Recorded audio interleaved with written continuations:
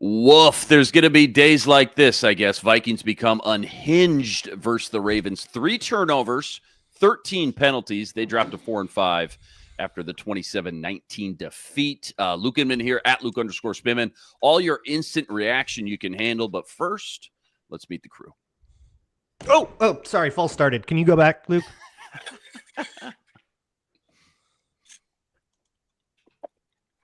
You like that? Got Ron. It got me. I'm waiting for the flag. Ron Johnson, former Gophers, the NFL wide receiver. And hey, at least Rashad Bateman got to come back to Minnesota and kind of roll the boat for a 2-point conversion. Skol! It's the Viking Squad. Everything Minnesota Vikings every week.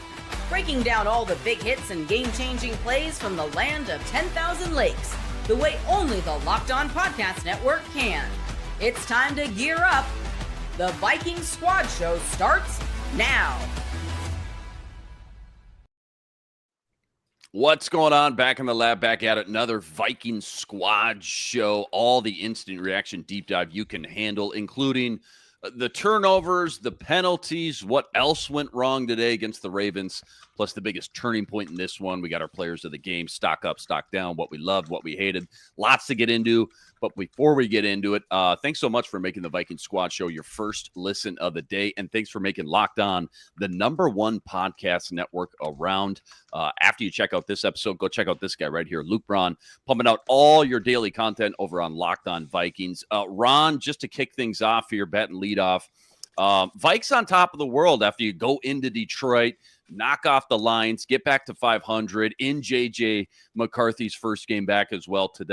It just kind of felt like a weird hangover game, I guess. I mean, they couldn't do anything right. 3 turnovers, 13 penalties, 8 false starts, I think I counted. Maybe missed one at the end. That's almost unheard of to do at home, by the way. As you watch this thing unfold, though, what was like the #1, #2 things on your mind as the Vikings drop back to 4-5? Yeah, so when you look at the one turnover with Zay Flowers, or sorry, not Zay Flowers, but why am I drawing a blank on his name? Price? The returner. Miles Price, actually 2, thank goodness they recovered the second one. That could have been 4 turnovers. So that one that you can't put on the offense, that's just, going through, trying to make a play, fumble the ball. And then in the stadium, though, and I don't know what the TV copy looked like, when they replayed that 3 to 4 times, it actually looked like his shoulder hit. And then the ball came out. But, they didn't give us enough of it. I don't know if you guys saw that on the replay. So we were all... It was bang, bang, but it was out. Okay, because everybody was booing as if they should have reviewed it one more time, or Kevin O'Connor should throw a red flag. And, they're giving the whole, like, hey, this is booth assist. They already looked at it. Coach, no need to challenge it. So we're all in the stadium like, what the heck is going on? But the 2 interceptions, honestly, that's just Kevin O'Connor biting off more than he can chew. 2nd and 1, run the ball. The one play action, deep ball. Justin Jefferson, yes, he gets tangled up with 44 and kind of steps on his leg. And so that's inadvertent. That's not a purposeful trip. So there's no flag there. And then the other one, he tried to run like a out and up. And again, or a post corner post. I don't think he realized the second guy was standing there. So then it's him and the 2 guys kind of bumped. He kind of like just went off. No, it was out and up because he kind of just kept running as if he thought it was going to come over his shoulder. And McCarthy had to let it go down the middle of the field. And Jefferson kind of slow rolled it. And then he realized like, oh, wait, the ball's in the air. And so turnovers killed them, but it wasn't just the turnovers. And you go with the procedural penalty. So every single time we saw a yellow flag drop, everybody, even the Ravens staff, because they were sitting over there, Chad Steele was sitting over there to my right, and he and I were joking around about that. Like it was almost like the Vikings had come off a bye week. Like there's no reason to have that many procedural penalties.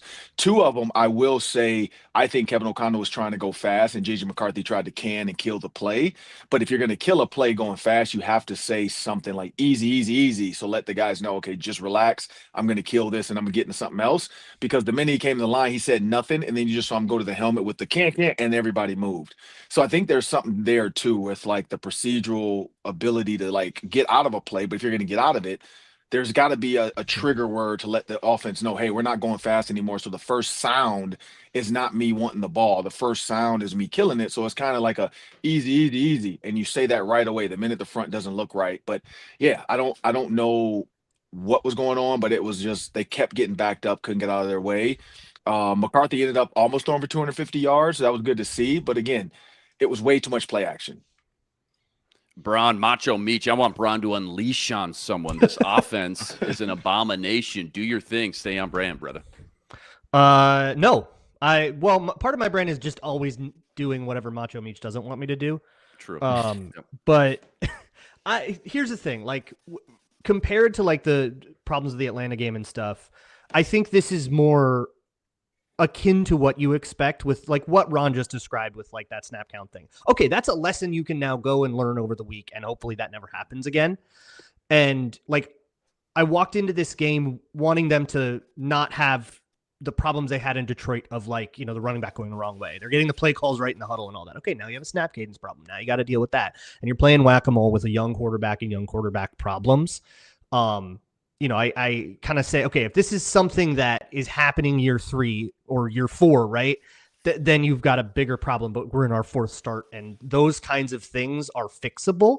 The problem is it is November. And I don't think you can put all this false start crap on the quarterback. At a certain point, you have to get your team's business together. And they almost blew the game, by the way, screwing up a substitution again. They almost blew the game on that punt right at the end before that last drive. It would have been a 12-man on the field penalty, which would have given the Ravens a first down. They would have been kneeling just because they couldn't get on and off the field fast enough. That kind of operational stuff. And because the false starts happen for so many different reasons, it's not like, Laramie Tunsil false starts 5 times and you go, okay, that guy's clearly got something wrong. We got to figure it out. No, it's like the first one happens for one reason and then another, and then a guy just flinches and then the cadence isn't right. And it's like all this. Why is your team so disorganized? So to me, this goes all the way to the top. And Kevin O'Connell, horrible day to forget. There's some play calls I'm sure we'll talk about too. But ultimately, your job is to get your team organized. And if you have a young quarterback, you got to put him in the right place to do what he needs to do for that too. And the Vikings have been horribly disorganized all year. And by the way, these problems all were still happening with Wentz in there too. And he's a 10-year vet. So I'm sorry, coaches, figure out how to get your team to the line and communicate what they are supposed to do. 31 teams can do this. You consistently have not been able to. So I have serious questions about Kevin O'Connell right now. Let me go back to you, Ron, to Luke's point. Like, the good news is a lot of fixable stuff on paper, on tape, right? Self-inflicted. Like, that's a Monday conversation and it's over. Yeah, 100%. So it's a Sunday night text message. I mean, yeah, right.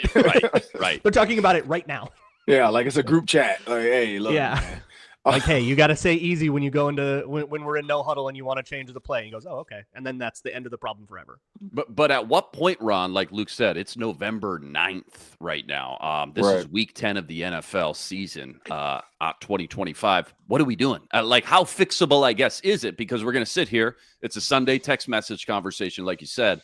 But if you haven't figured it out by week 10, I guess what do you do? Go back to the drawing board or speaking to a guy who's been in the NFL, what do those conversations look like? And then how do the Vikings specifically, who seem to be just week in and week out, really struggling with the mundane stuff, go fix this thing on the fly? Well, so one, the fact that they threw that bubble screen to Justin Jefferson, the one-on-one bubble screen, was kind of cool to see that he could actually do that. Hey, come up, you see one-on-one. If he's playing off, just get it out to JJ right now. JJ, release wide. That gives you an angle on that DB. Go get us 9 to 10 yards. The fact that they can do that, but they don't motion and shift in some of these situations to try to figure out, okay, if Jets is one-on-one like this, let's just keep doing it till they play them close, and then let's go deep. Oftentimes, if he's doubled or bracketed, he's running routes across the middle and it's throwing it off. But back to your question with that. So if you can do that, instead of going no huddle or quick or tempo, but then you have, like, you're not in a tempo type of offense, meaning you should have 3 to 4 receiving options out there. Like, they should be spread out a little bit. Like when you watch Lamar Jackson with the Ravens, when they went Rashad Bateman, Zay Flowers, they had Isaiah Likely and Mark Andrews all out away from him. He was able to kind of see the motions and shifts and then figure out what coverage Brian Flores was going to be in.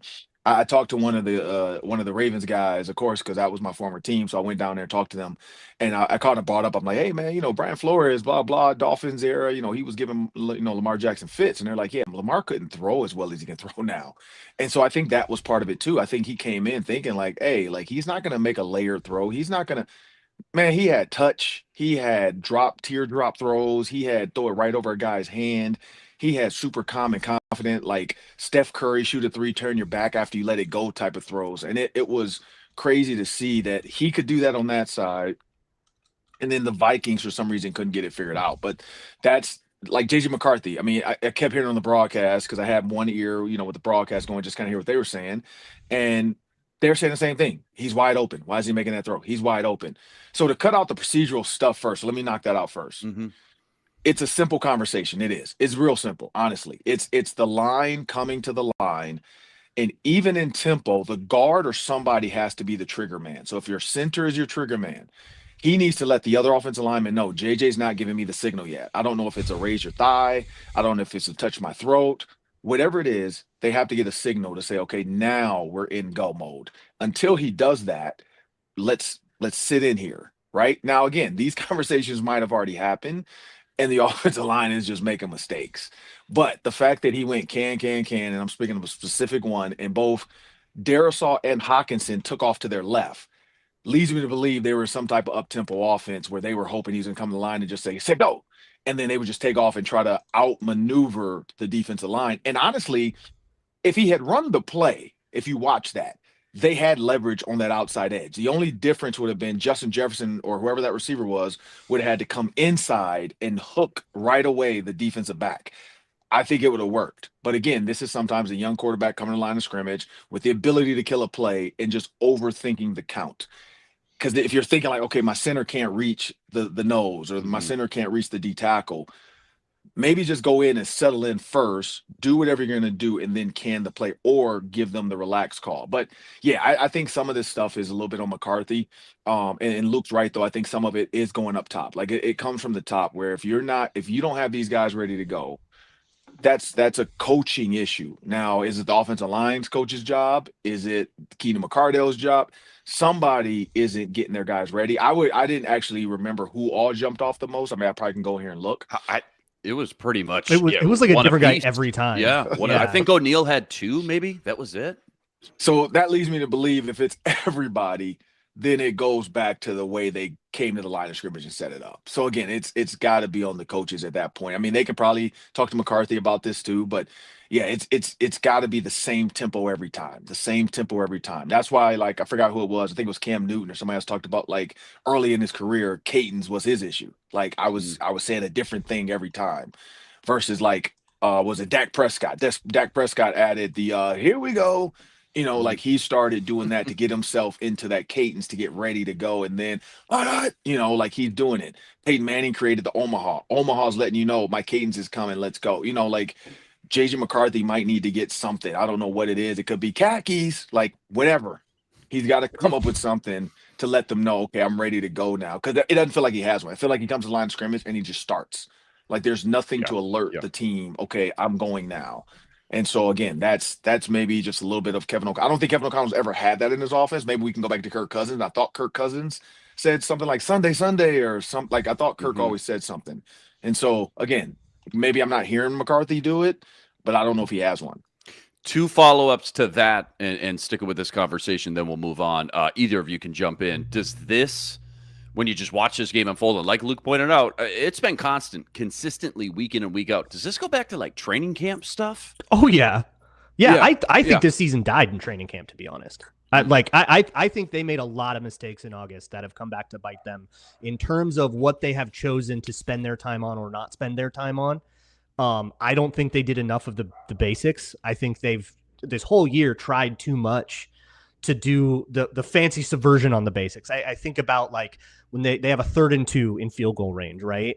And they call motion, second motion, fake toss, throwback screen. And it's like, run duo, man. Do your like regular stuff. Like run if you must pass in these 3rd and short situations. If you must, run something that is easy to execute. There is so much that is so difficult to execute.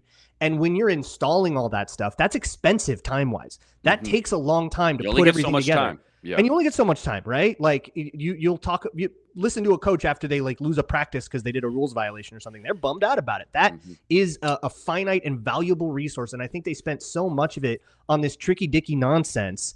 And I'm not even talking about like the double passes and stuff. I'm talking about all the extra window dressing that they put on everything, that they don't know how to execute their staples. They don't know how to execute a snap count. They just figured out how to execute a huddle. Like they needed to start from the ground up. And I think they got the cart way, way, way out before the horse. And it has caused so many offense. I'm talking specifically about the offense here. I think the defense has got its problems, but it's a different situation. But the cart has gone so far out before the horse. I think that I don't think you can argue against the take. Kevin O'Connell's done a bad job preparing his players this season. Like nobody can argue with that. He's done a horrible job. They're 4-5, and it's an ugly 4-5, and they have 13 penalties a game, and they lose the turnover battle all the time. They're an unprepared team.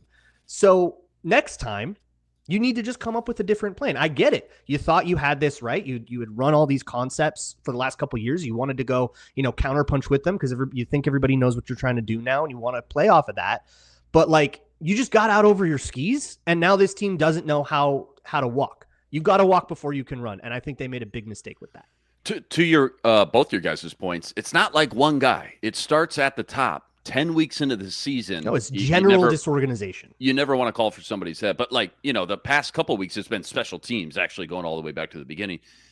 Do you have to make a change somewhere in the coaching staff? Is that part of, I guess, the conversations, Ron, that start to take place when you have the same problem consistently week in and week out? No, I mean, honestly, I think you start looking at the players. I mean, I think the coaches are going to really dive into this film on Monday. I mean, honestly, if I'm Kevin O'Connell, I'm going home tonight and I'm a little bit pissed off at myself, probably. I'm a little bit pissed off at some of the calls. I'm going to look at 2nd and 1. I mean, you brought it up, Luke, that CJ Ham is back and his usage in the run game today was minimal.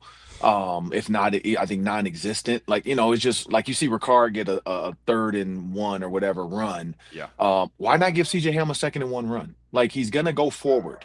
I don't think CJ Ham's ever gone backwards. And so it's just the simple stuff like that to create more plays. It's almost every time. And if I'm a coach, it felt a little predictable. I feel like the Ravens defensive backs, especially safeties, were like, hey, 2nd and 1, man, let's stay back here. Kevin O'Connell's, he's going to do something. And I tweeted out the video of Vince Vaughn from the Breakup movie when he was at the bar with his friend. And he's explaining something to him. He's like, hey, don't worry, I got this. And he's like, no, do not do anything. And so I posted that video and just said, the friend that's saying, don't worry about it, you don't know anything, is Kevin O'Connell. And Vince Vaughn in that moment is the entire Vikings offensive staff, on 2nd and 1. 2nd and 1, they're all like, hey, don't do anything. And he's like, don't worry. The less y'all know, the better we'll be. Don't worry. You're not involved in this. I got this. Yep. And then he gets on the microphone and they're like, wait, no, no, seriously, don't do it. And he's like, no, I got this.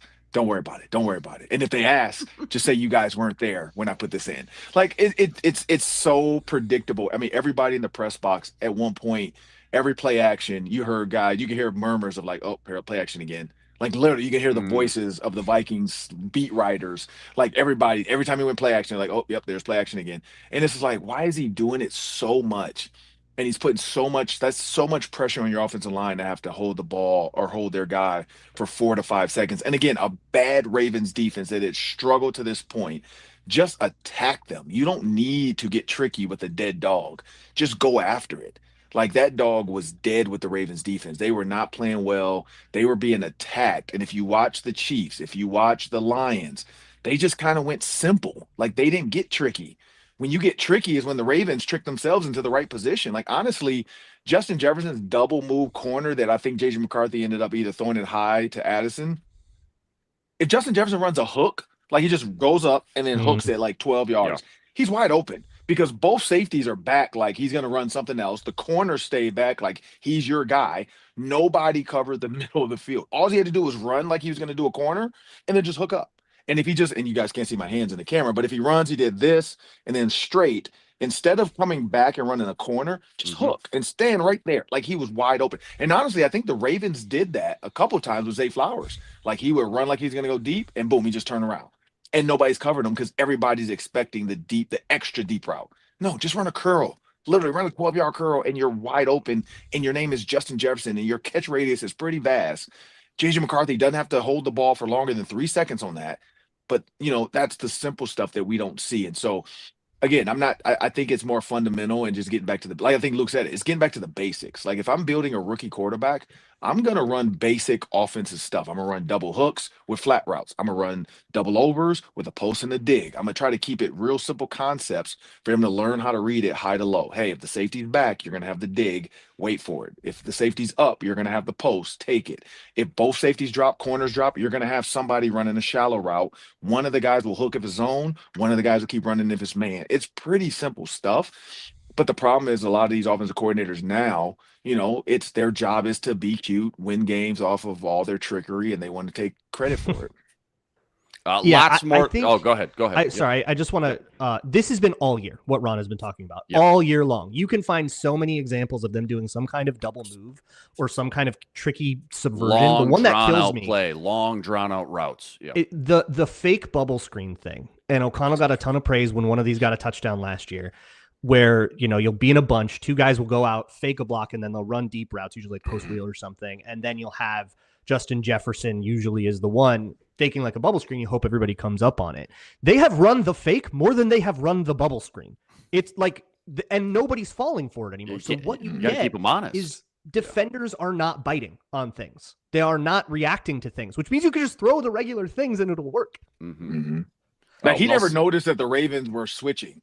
Like they never ran with the guy they were supposed to. Only time they ran, all the switch releases just waste time now. Yeah, only time they ran with them was the Marlon Humphreys deep ball at the very beginning of the game with Jalen Naylor. After that, they said never do that again. If he releases out, you switch, because he got beat on that very first deep ball to Jalen Naylor, and after that they switched it. Like he was like, and Todd Monken probably explained it to him like, hey, look, if I'm offensive coordinator, this is what I'm going to do in this situation. And just like Thielen, trying to do the rub for Aaron Jones.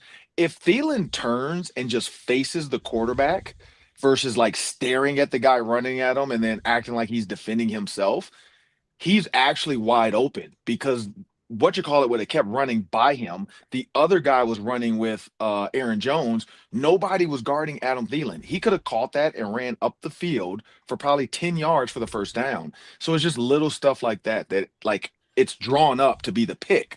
There's nobody to like the guy. Why would you hit the guy? He was so far behind Aaron Jones. You didn't need to pick him. Like he was beat because of his alignment, and then Adam Thielen decapitates him, and then almost gets a flag for yelling at the referee. Not Like happy. Losing his mind, it is just absolutely wrong. 100% Bad and wrong. embarrassing. Pure I don't think you can use like- another word for It's it. like catching your kid on, on cam, and they don't know you got the cameras at home on, and they literally broke a glass, and they're like, it wasn't me, I didn't knock it off the shelf. How dare you? And then you show them the video, and they're like, oh, like Adam Thielen's gonna watch that tonight. I don't know who put water in tomorrow. that vodka bottle. It wasn't me. That's a totally different punishment. Thielen's gonna watch that, because I'm pretty sure it's gonna play back of him doing a tantrum at some point. Social media is gonna get him, and he's gonna say like, "Oh yeah, I did kind of throw the shoulder into him." Like Broadcast was all over it. Yeah, you can't block a guy down the field. Like because we couldn't hear the broadcast, we just kept seeing the replay. And then they made a huge deal of it. He's gonna get in a ton of trouble. Because all the fans were like looking like, what? Like what? Like what are you? Like nobody was on his side. It was like him by him. And then the fight broke out. Like was he yelling at another player or something? He like was what happened with chirping that? for sure. I thought he was chirping at the refs. They had a bad camera angle, just kind of zoomed in and panned in on Thielen himself. So I don't know where the scrum started, but I thought he was chirping at the refs the whole time. Yeah, he wasn't chirping at the refs. So he must have said something to one of their players. I think the guy he hit, because one of them said something like, that's a cheap shot. And then he started yelling. But then we look up and like the whole Ravens defense had run over, but that's again, like Adam Thielen lit a fire under them a la Ray Lewis. Like you give them a reason to be mad again and be nasty and be dirty and say, oh, you going to hit us? Like, okay. And then it just, they flipped the switch. Like JJ McCarthy so many times probably could have run for a first down, and he was back there dancing around. I think that last play of the game, he could have run for a first down. Like I really do. I think if he had took off to the other way, there was nobody over there on the backside. The hope was the Thielen tantrum would kind of light a fire under the Vikings sideline, to be honest. But certainly that was not the case. And lots more to get into. Biggest turning point from today. That's all coming up right after this. Today's show is brought to you by our friends over there at Peloton. Look, folks, it's time to break through the busiest time of the year with a brand new Peloton cross-training Tread Plus that's powered by Peloton IQ. It's Peloton's most elevated technology and equipment yet that gives you real-time guidance, and it gives you endless ways to move, whether you want to work out by yourself or if you want to work out with your favorite instructor, like my personal favorite, Alex Toussaint. He always gets me fired up to tackle the day. And the thing I like about Peloton, it helps me achieve more in less times. They have features that help you plan, stay motivated, track your progress, and Peloton IQ also provides personalized workout plans and recommendations. That's something that I use right now during the busiest time of the year covering the NFL. They plan my workouts for me based on my mood, my vibe, and also my favorite instructors. So make sure you check it out and use it, because it also helps you correct your form in real time, and it maximizes your reps. It counts your reps so that you can do it smarter, safer, and more efficient. Let yourself run, lift, flex, push, and go. Explore the new Peloton cross-training Tread Plus at onepeloton.com. Ron, I'm assuming you got to bounce out after this one per usual, but just biggest turning point in this one. I just want your 2 cents here, knee-jerk reaction. 7 and change left in the second quarter. This is a 10-3 ball game. Vikes lead. Ravens steal a field goal with 2 seconds left in the half, and with the Vikes getting the ball, so that kills all that possible double dip momentum. Then third quarter, Ravens just kind of swallowed up every ounce of momentum. All of a sudden, it's 19-10 going into the fourth. Ravens open that quarter up with a Mark Andrews touchdown in the back of the end zone. When you think back, just fresh off this one, just ended, 45 minutes ago. When you think back to that deciding moment, that back-breaking play or drive or game changer, whatever it may be, when was the biggest turning point and why? So I think the one for me is that second interception. Like that second interception for me, it deflated I'm going from the building itself. Like the fumble was a big one too, but like it felt like that second deep ball, because you see Justin Jefferson step on the guy's leg, you see him fall to the ground, and then you literally just there wasn't even like boos. It was just kind of like disappointment, like I can't believe here we are again. This is a game we should be winning, and our coach did not just throw a simple play to get more yards. Like it's almost like Kevin O'Connell gets over anxious and he can't be patient. Like I feel like at times he lacks patience. He wants to go for the dagger play. JJ McCarthy definitely, there's no question, he has an arm strength. He has the strength of, but you don't need to use it in those situations. The game is at hand. Just play the game. Like I thought the game should honestly, like at 10-9, or even 10-12. I thought the game was going to end like 17-12. Like I thought the Vikings were going to score a touchdown like they did, but they wouldn't have turned the ball over. It would have been a 3 plays, 4 plays punt, 5 plays, 6 plays punt, and they just go back and forth at 10-12 until the Minnesota Vikings, decide to win the game at the end like they did. Just now, at the end of the game, it just became a Jalen Naylor had to make a ridiculous toe tap catch. And then the second time down, again, no timeouts. So now you're asking your rookie quarterback to basically win the game without any timeouts. And he just doesn't know how to manage the clock like that. Like some of these plays should have been killing the clock. Like it should not have been, let's try to get into another play real quick. Mm-hmm. Like the long run, everybody, at least when I played, again, maybe it's changed. This is the 90s, 2000s. But it was always after an explosive in the 2-minute drill, we're going to clock it, because you want your offensive line to come up and have time to relax and get their breath. You don't want them to run up full speed and then have to block again after your quarterback just ran for, I don't even know what he ran for, 30 yards or something. Like, clock it. Like when he does that, clock, and he's running up, everybody run up, let's clock it. Now our coach can talk to us. He can tell us what the next play is. Maybe, hey, let's get out of bounds on this. Like, it was kind of like discombobulated in that 2-minute drill. It probably wouldn't have mattered, Luke, but 10 seconds left before the half. Again, trying to get some momentum. Wasn't going to work out anyways because Baltimore was going to run out the clock. But that Dallas Turner sack for minus 10 yards. People were really mad about that call. Really mad, obviously. You can't be mad about that call. We got that one last week. Yeah, clear-cut call for sure. But the fact that you would have had him sacked all the way back to I think that would have pushed it back into Baltimore territory. They were at about the 50, I want to say. Baltimore 48, I guess. I thought they were still in decent field goal range there. Yeah, no, I'm going to go with the obvious one for this. It's got to be the fumbled kickoff. It was 12-10, and you had the ball. Yeah. Like you were down 2 with the ball. You could have absolutely kept grinding this one and made it that kind of game that Ron was talking about, 17-12. Try to make something happen. But that one feels like the a little bit of the chickens coming home to roost, because Miles Price has had this season where he's the hero or the GOAT, right? And in all of camp and preseason, Miles Price was not safe with the football. He was catching them funky. He didn't have ball security as a runner. He fumbled in like drills. So to just kind of roll with that, and I get it, right? You wanted Rondale Moore to be that guy, and he gets hurt in the preseason, and so you're already not on your plan A. So I get that, but you had a lot of time to get somebody a little more stable in, but he ripped off a couple interesting ones, and you got enamored with it, and this is your punishment now. You have a guy that is not safe with the football, and he's your only returner. They didn't pull him after fumbling twice. If they had a guy to go to, they would have gone to him. So I think that is like very earned in a long-term way, but then it just totally spots one to the Ravens. And I believe they got a 2-point conversion after that too. So like you just spot them 8 points right off, just out of nothing. And then you lose by 8. Like that one feels like really, really important. And for all of the things that we are frustrated about, like some of y'all are ridiculously overreacting in chat, by the way. Some of y'all need to like go outside and like drink some water. But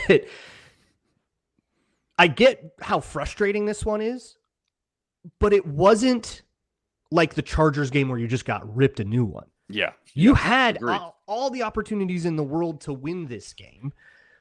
And to me, spotting the other team a touchdown off of a special teams mistake is like the easiest one to go, okay, let's try to not have that one next time and then see how the game goes. Isn't it insane? Before I get out of here, go ahead, before Ron. I get out of here, Luke. So the one thing I'll say, you brought up, it was the 48-yard line. You were right. Was the pass to Zay Flowers for 27 yards. Then the sack would have put him at the 35. So then that pushes him to, I don't know, 52-yard field goal. So could have been a still tougher field chance, goal, maybe. Tougher field goal. So you were right there. But, hopefully next week, it'll be a better outcome.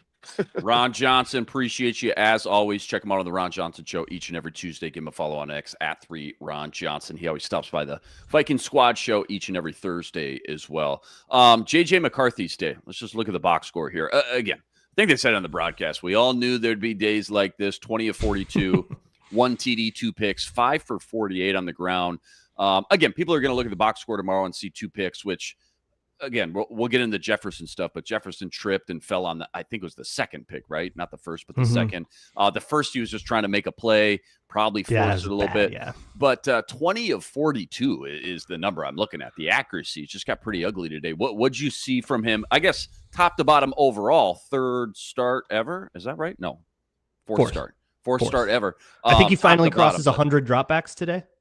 Is that right? Okay. So again, he didn't have it going in. I think he got it though. Small sample size, big picture, but on the micro level, what'd you like? What didn't you like from JJ McCarthy today?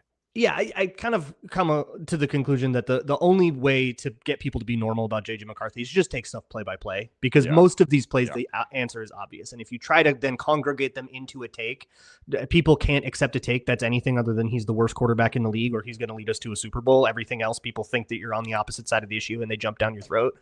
So how about we just go play by play with it, right? And that's what I'm going to do over the week. And of course, we don't have time to do every single drop back on this show. But like, okay, the first interception, forced a ball to a post with a middle safety. You just can never throw that ball. And maybe people have tried to argue that like Justin Jefferson should have made a better play. Even if I grant you that, which I'm not sure, it wasn't as easy a play as it maybe looks from the camera angle. But like, even if he does, you're basically saying, oh, Justin Jefferson should have bailed him out from that bad play. Like we all agree it was a bad play. And then the second interception, it's one-on-one. It's a totally different situation. And he tries to throw it a little further to the inside to give Justin Jefferson a chance to kind of break it off and make some separation at the end, which is what a lot of these McCarthy passes are. And when it works, it's really, really beautiful. Like the go ball at the beginning of the game to, I think it was Addison, or no, to Naylor. That almost turns into a big, long, it's like 60-yard bomb.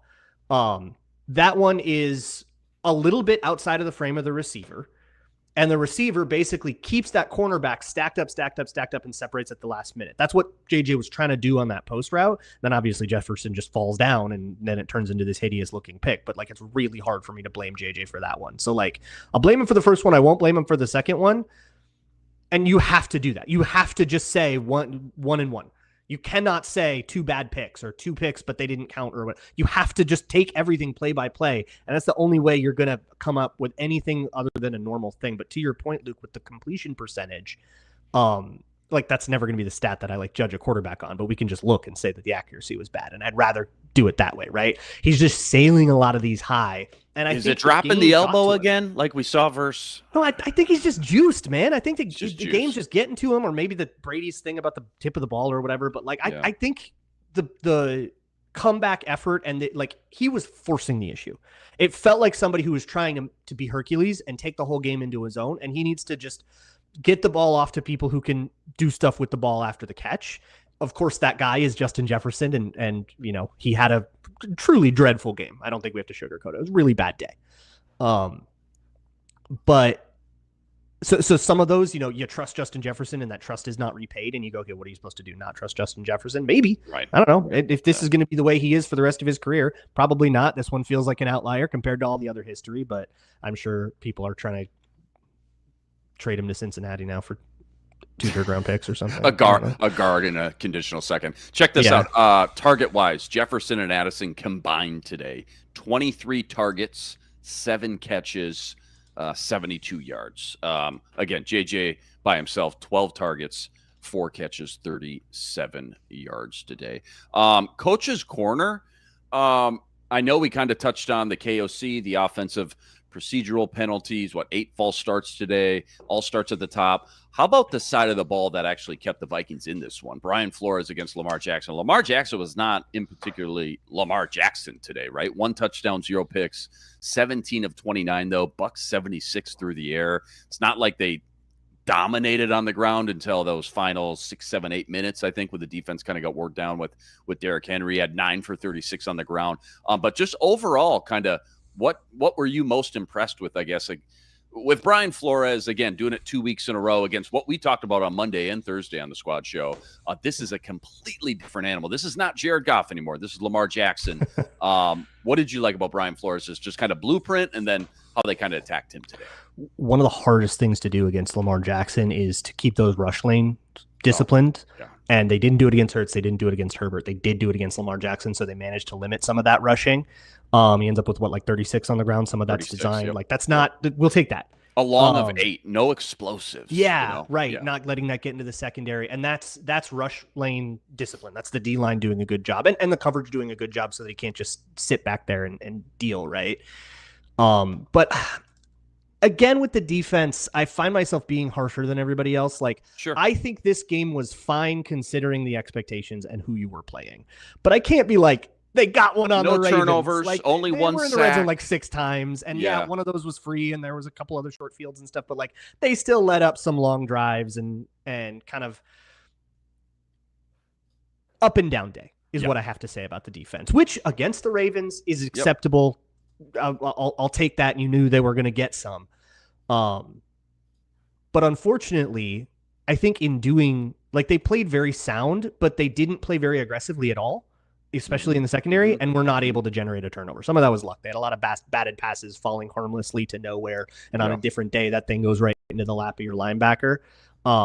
And, a couple of fumbles that go out of bounds, that kind of thing. But considering that, I think the Vikings did get pretty unlucky, especially on defense, and especially with some of the calls. It's a day that I'm not going to harp on, but I'm also not saying it's a banner day for them. They did, this one's not your fault. And you get the gift of, we're probably not going to talk about you a lot this week. Last one real quick, then we got to go to segment 3 here. Mr. Mayer, the batted passes seems like maybe a result of JJ rocketing passes, kind of flat-footed, telegraphing passes. 13 pass deflections. Now, again, it's not all at the line of scrimmage, but it did feel like there was a lot of pass deflections at the line of scrimmage. Again, just a little too juiced up. Did you notice anything, I guess, because you watch all the film, did you notice anything, I guess, from a mechanic standpoint, rushing passes, staring down guys, whatever it may have been? Yeah. I think there's 3 reasons that you can put on a quarterback for a batted pass, right? Sometimes it's a pass batted because a lineman gets blown up. I don't think that that's the case this time. One is you're staring at it, right? Yeah. And again, because of what we were talking about earlier in the show, these routes take a long time. There's a double move and a loop-de-loo and a do-si-do and everything. And all of this takes a long time, and that's critique I've had of O'Connell for all 3 years he's been here. No, this is the fourth. But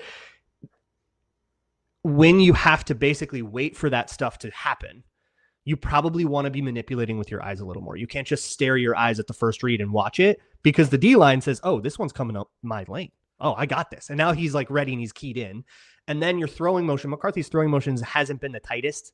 A common thing for young quarterbacks is, and it tightens up as they get older, but it's a little bit longer, so you have time to get the pass up. And then, yeah, some of these you just want to get a little bit of air under it. And he's still a little bit trying to bullet pass everything. It's certainly not as bad, and he has shown that the touch throw is a club in his bag, and you still just kind of want him to get a little bit up and over those guys so that you're not just trying to fire it into all the hands and all the helmets and all the everything. And if you do want to do that, you've got to play the way that like a short quarterback plays, where it's like part of their process is finding the exact right launch point so that you have the lane to get that out so that everything doesn't get batted down. But like that was like Russell Wilson was always super good at that despite being short. So like you got a lot of different, and I think it takes 3 different reasons when you get, 9 passes batted down over 2 games or whatever it's been. It can't all happen because of the same thing. There's a lot of different things happening and they all should be fixed. Plenty more to come. What we loved, what we hated. That's all coming up right after this.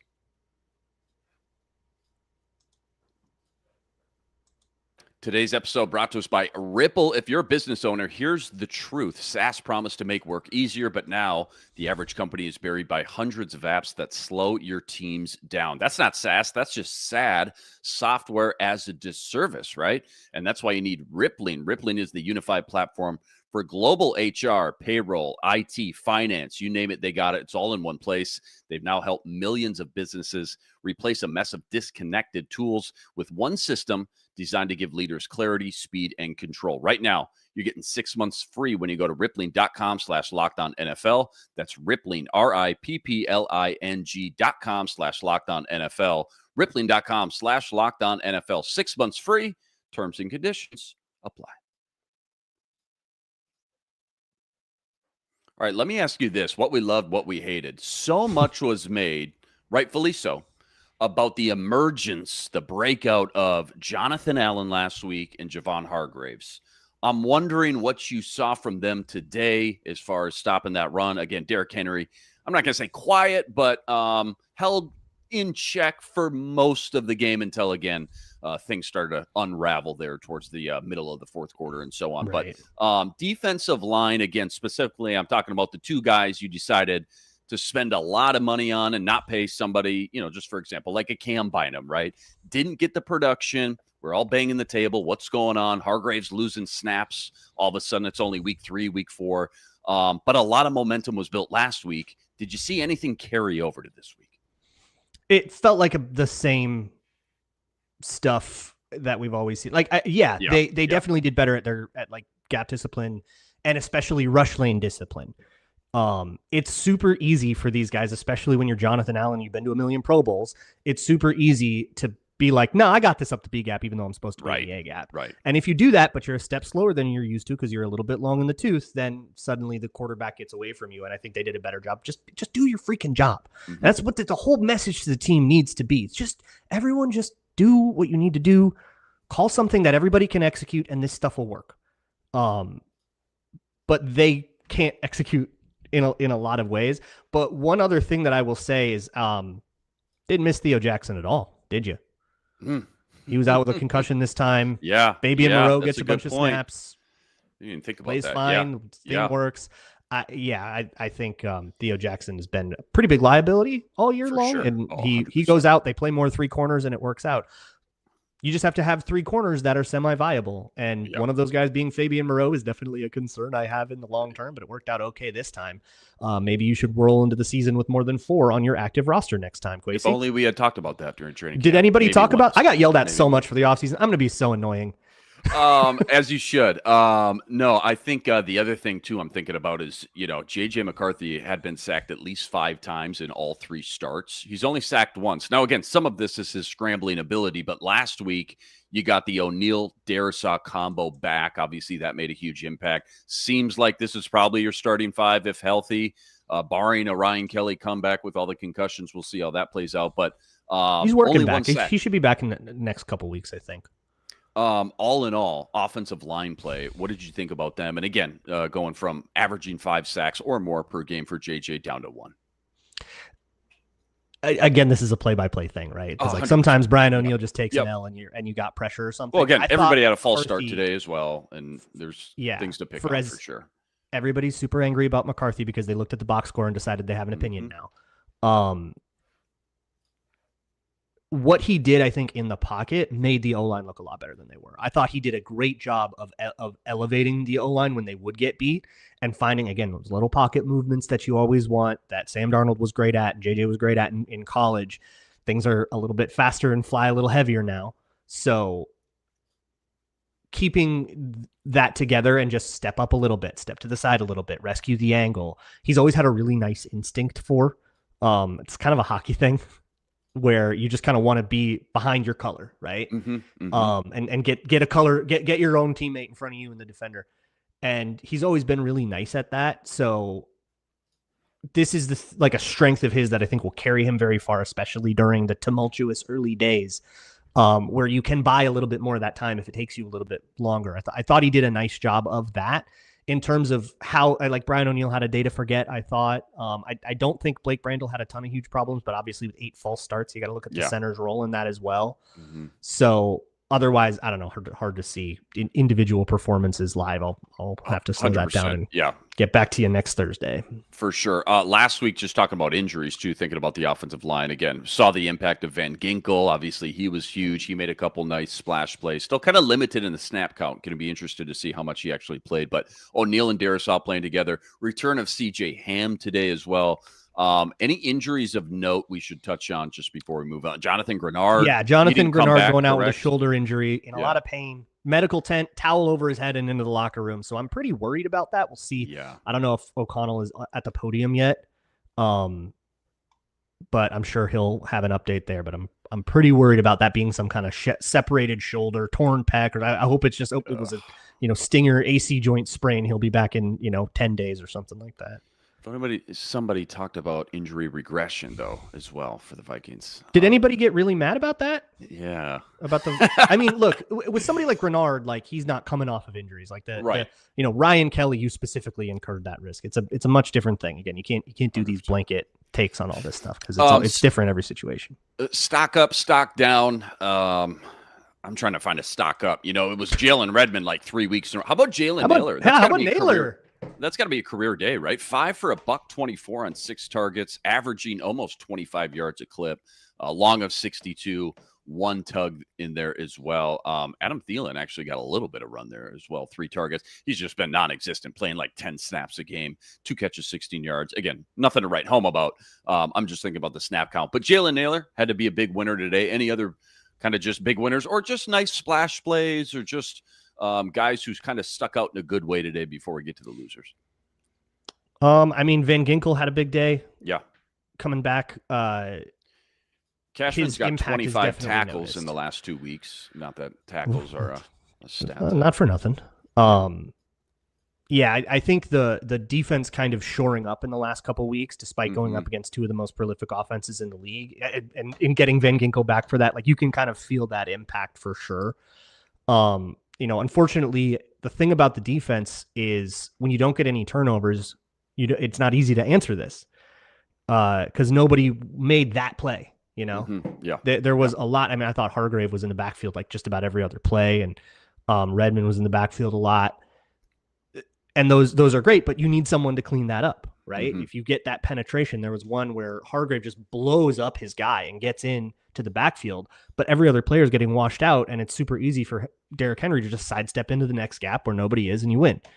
That's the tough thing about the defense, but like they made enough plays to keep the Vikings in it and did probably about as well as you hope. Absolutely. Again, against a Lamar Jackson, back healthy, they're trying to get hot and go on a run as well. They were 1-5 when Lamar came back last week. Not a simple task for sure. Jalen Redmond, 8 tackles as well. Dallas Turner was so close to a solid game. He had a nice pass deflection as well outside of the wood. That could have been one of those picks. Yes. Yep. That bounced very, very close in the circumference of a couple purple jerseys as well. Biggest loser, day to forget, Miles Price. Touched on that one. TJ Price. Hawkinson, is he still just chipping more than maybe people realize? 2 targets, 2 catches. He's been what the check happened to down the a old lot. Hawk? Yeah. Yeah. He's been the check down. This is what tight ends do. I don't know what people think. Well, you watch a couple Brock Bowers games. You watch right. a They Trey want him to be McBride Kyle game. Pitts and running like, and he used to do that. He used to run, these 15-yard digs, and he used to be really awesome. I don't since his injury, he hasn't done that. Yeah. And he's been a more normal tight end role, but he's like the outlet, like everybody else's tight end is. I don't know what people. I don't know. People have say stuff about him that just never makes sense to me. But I think it's because they traded 2 draft picks, so he's either Antonio Gates or we have to fire the GM. Same people traded 2 draft picks in their dynasty fantasy league as well for TJ probably a couple years back. Yeah, that's what it is. Not getting their return. Don't go anywhere. Coming up, what we'll be talking about tomorrow. That's all coming up right after this. Quick reminder, today's episode also brought to us by FanDuel. The NFL season, it's here. FanDuel's making sure you're ready for kickoff with this can't-miss offer right now. New customers, you bet just $5. If your bet wins, you're getting $300 guaranteed. Why I love FanDuel. They got everything. Player props, same game parlay, jumping in live as the action unfolds. That's my personal favorite. You name it, they got it. It's so quick. It's so easy. And it is the best way to add a little bit more juice, a little bit more enthusiasms to your Sundays. Are you ready to play? Download the FanDuel app now. Go visit FanDuel.com today to get started. That's FanDuel.com. Again, you're getting $300 in bonus bets guaranteed when you win your first $5 wager. All right, so what's the A topic tomorrow morning once we let the dust unsettle, right? Things are always raw, emotional right after the games, but try to take some emotions out of the equation tomorrow morning on the squad show. What's the biggest talking point after what we just watched unfold? I mean, it's probably going to be people who looked up the box score trying to argue with people who watched the whole game. And that'll maybe come around with Jefferson, will come around with McCarthy. It's going to be McCarthy probably every week, right? But I think for me, the biggest thing is watching what has happened with Justin Jefferson and JJ McCarthy, because he's had 2 bad games now out of 4 with McCarthy. He was bad in that Chicago game too, by his own admission. And 3 because he was bad in the Atlanta game too. So rough. Justin Jefferson and JJ McCarthy, that connection is not there. But it's also, I mean, I can see it in chat. People want a head to roll, whether it's a sacrificial lamb like Wes Phillips, or some, assistant or something, or it's a position coach. People want a head to roll. I think that's a little extreme for 4 and 5. And I think generally I prefer to maybe be a little more creative with problem solving. You have an issue that is causing you to not do well. You can probably find a way to solve that. That isn't just, this person just isn't capable of doing the job we thought they were capable of 10 days ago. Guess you got to lose your job now. I never really go into that. I think you can probably come up with, fix the false starts. You can probably come up with, like Ron said, a text message you can send tonight. And then you don't have to fire anybody and the problem is fixed. But, obviously things are really emotional right now. A lot of emotions going on in the chat, which, by the way, appreciate all you guys coming in the chat with us from game to game. Any thought? Has this crossed your mind? What point do we have to reach, if any, to pull the Andy Reid and I guess hand the play calling duties over from KOC to somebody like Wes Phillips? Just seems like this is his baby, man, and he's got such a tight grip, as he absolutely should. But at what point? How much further do we need to get, I guess? Or what does that need to even look like, I guess? I don't. You could lose the next 5 games by 50 and still not think it's a good idea. You need to think it helps. Well, what if you think it would make things worse, right? Do you want? You're asking, hey, what about Wes Phillips, who's never called plays before? Let's try him. Is that what we're doing? I don't think that makes things better. And that's the thing about, fire a guy, make a change. Does it help or does it feel good? Which one do you want? Which one do you care about? I think changing play calling would feel good more than it would help. And it's costless for Kevin O'Connell to just come to the realization that the simple stuff is better. And he even talked about it with after that Browns game with Wentz, the power of a nice, easy completion. And one of the best drives the Vikings had, it was like, smoke, flat. It was a quick pre-snap adjustment into something and finding an easy thing to execute and then executing it. And finding that is important. there's so much resource, so much time, so much real estate put into deceiving that they're doing stuff that they can't do. Kevin O'Connell could just stop doing that at any time. It's free. Doesn't even cost you a draft pick. You can just be like, I'll call different stuff now. Do we think that he is physically incapable of calling simple plays? No. He can decide to push the button anytime he wants. Or he can give it to Wes Phillips and ask him to push the button. Doesn't really matter. The button needs to be pushed. Vikings become just unhinged. This is gonna be a fun episode tomorrow morning on the Viking Squad show. I just want to say that. 3 turnovers, 12 penalties at home versus the Ravens. What? 27-19, that's your final. Just disgusting. There's gonna be days like this, they say. 4-5 now on the year. Bears won today. Looked like another last second or last minute drive victory for Caleb Williams again in the wind over there in Soldier. Lions pouring it on versus Washington without Jane Daniels. Packers play, I believe, tomorrow night versus the Eagles. Huge shout out to all you guys, all the everydayers out there that always make us your first listen. All you guys coming in the chat with us from game to game again. Check out Ron every Tuesday, Ron Johnson Show. Luke Braun always doing big things over on Locked On Vikings, all the daily content. Like and subscribe. And again, we'll be back tomorrow morning. Another episode breaking it all down with Sam Ekstrom, our guy hosting. Until then, thanks for watching. And